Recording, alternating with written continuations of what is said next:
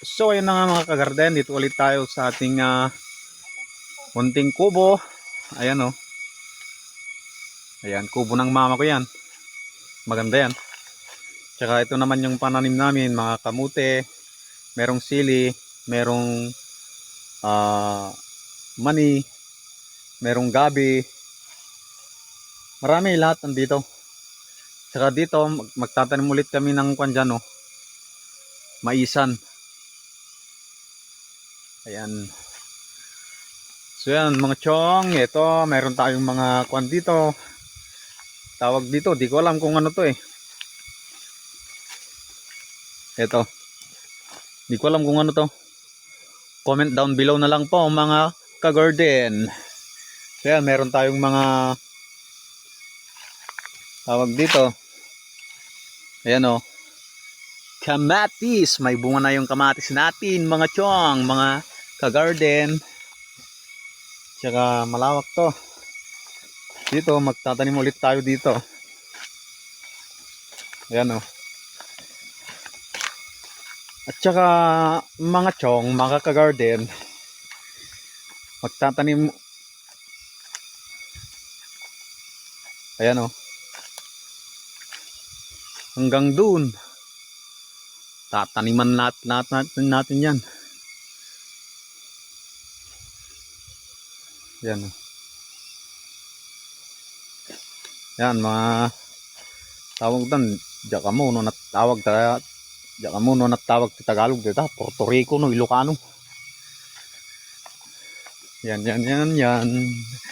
Kung sakali magbalik ang aking paningin. Ayan no. Meron tayong kamatis. Pampataba ng buhay, pampakinis ng kutis.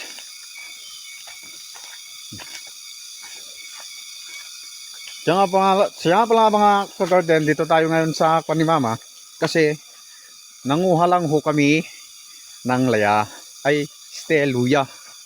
Laya. Pweh! Ayan o. Yun yung anak ko, namimitas ng sili. Ito, comment down below na lang. Ito, comment down below na lang. Hindi ko alam kung anong pangalan yan. Jakamono na tinaga na dito.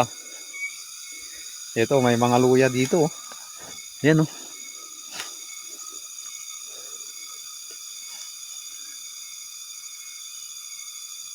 Yan. Luya to bro. Bakit walang bulong? Ayan o. Next time kita kukunin. Yan. Ito nagol, nagadot silit to ini. May agala to nung kwa. May tagala. Ita. Sili amin dito anak ko.